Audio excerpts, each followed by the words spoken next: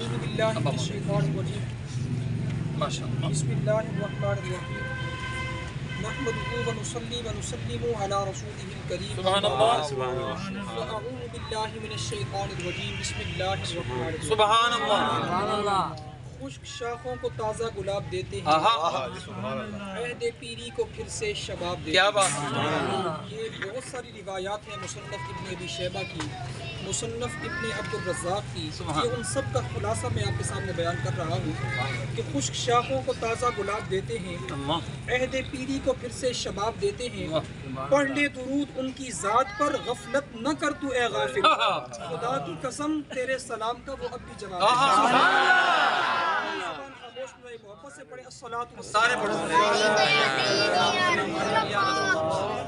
گج بج کے پڑھو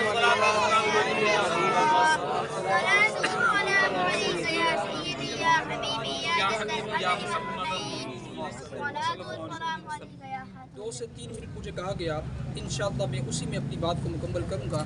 صرف 3 باتیں مجھے آپ سے کہنی ہیں اسی ٹائم کے اندر، کہ اللہ تعالیٰ کا شکر ادا کریں کہ اللہ تعالیٰ نے کتنا بڑا کرم کیا کہ اپنی نعمت کبریٰ آپ کو عطا فرما، کیا بات ہے!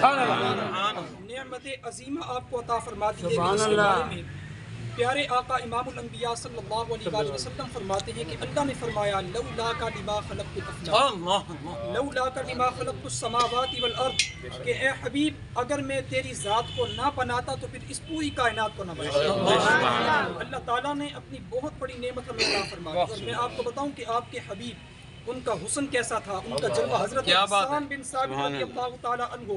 کون حسان بن ثابت جو کہتے ہیں وَأَحْسَنَ مِنْكَ لَمْ تَرَ قَطُّ عَيْنِي وَأَجْمَلَ مِنْكَ لَمْ تَلِدِ النِّسَاءُ خُلِقْتَ مُبَرَّأً مِنْ كُلِّ عَيْبٍ كَأَنَّكَ قَدْ خُلِقْتَ كَمَا تَشَاءُ۔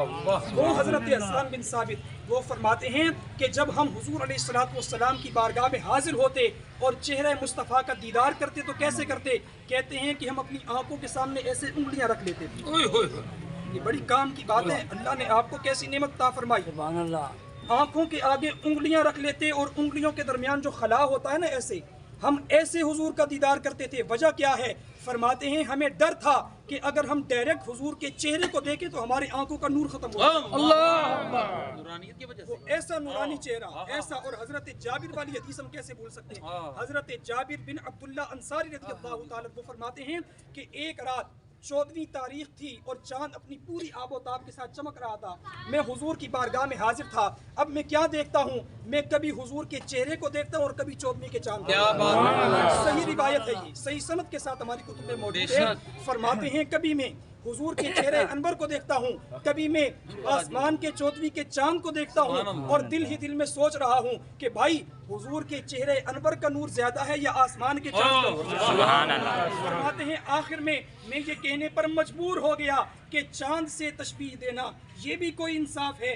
چاند پر ہے چھائیاں مدنی کا چہرہ۔ سبحان اللہ، تکبیر، اللہ اکبر، سرکار کی آمد، سردار کی آمد، علماء اہل سنت زندہ باد، مفتی احمد رضا صاحب۔ 2 باتیں ہو گئی، آخری بات فرماتے ہیں کہ میں نے کہا اس چاند کی کیا اوقات ہے؟ یہ چاند تو خود حضور کے در کا بھکاری ہے، اور جو کبھی بھکاری ہوتے ہیں وہ آقا کا مقابلہ نہیں کر سکتے۔ 2 باتیں ہو گئی، اب آخری بات 30 سیکنڈ یا 45 سیکنڈ کے اندر اس کو مکمل کرتا ہوں۔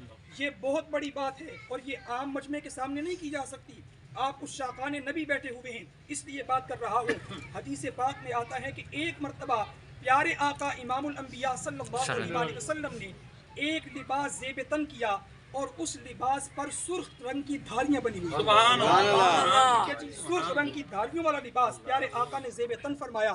دل پر ہاتھ رکھ کے سنیے گا، مدینے کی گلیوں سے جیسے ہی میرے آقا اس مبارک لباس سے گزرے، حضرت ابو ہریرہ رضی اللہ تعالیٰ عنہ کی نظر پڑی، اور جیسے ہی نظر پڑی سرکار کو دیکھ کر بے ہوش ہو گئے۔ سرکار کو دیکھ کر، بہت بڑا جملہ ہے، آخری بات ہے، بہت بڑا جملہ ہے، سرکار کی ذات کو دیکھ کر بے ہوش ہو گئے۔ جب حضور تشریف لے گئے، بعد میں ہوش آیا تو لوگوں نے پوچھا کہ اے ابو ہریرہ تجھے کیا ہوا تھا، کیوں بے ہوش ہو گیا؟ پہلے بھی تو سرکار کا دیدار کرتا ہے، آج کیا ہو گیا؟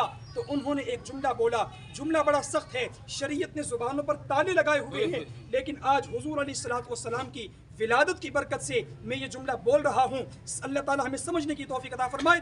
حضرت ابو ہریرہ فرماتے ہیں تم کیا بات کرتے ہو، ابھی میں نے مدینے کی گلیوں میں خدا کو دیکھا. ابھی میں نے مدینے کی گلیوں میں خدا کو دیکھا ہے. یہی تو ہمارا عقیدہ ہے کہ نبی کو اپنا خدا نہ مانو مگر خدا سے جدا نہ جانو. مگر خدا سے جدا نہ جانو. اہل سنت کا یہ عقیدہ خدا ہے، نبی ہے. اللہ تعالیٰ اس میلاد شریف کی تمام تر برکات کثیرہ ہم سب کو نصیب فرمائے. آمین. توفیقی الا باللہ العلی. اچھا اب وہ کہتے ہیں نا جب پروگرام چل رہے ہوتے ہیں وہ کہتے ہیں اگر ایک جملے میں کوئی بات کرنی ہو، پیغام دینا ہو، تو اگر میں ایک جملے میں یہ کہوں نا کہ سرکار عالی وقار کا سونا میلاد کیا ہے، تم بولتے ہیں پھر میں بھی چپ ہوں. تمہاری آواز بھی مدینے اور ہاتھ بھی بلند ہو جائے. سبحان اللہ. ایک جملے میں شاہ صاحب میلاد پاک یوں ہے، شہزاد صاحب، کرن صاحب، پوچھنے والے پوچھتے ہیں نا میلاد پاک کیا ہے، تو ایک ہی جملے میں جواب بڑا پیارا ہے. بولوں محمد کی ولادت پر ہوئے سب کو عطا بیٹے، اسے میلاد کہتے ہیں، اسے میلاد کہتے ہیں. ولادت ہو تو ایسی ہو جانے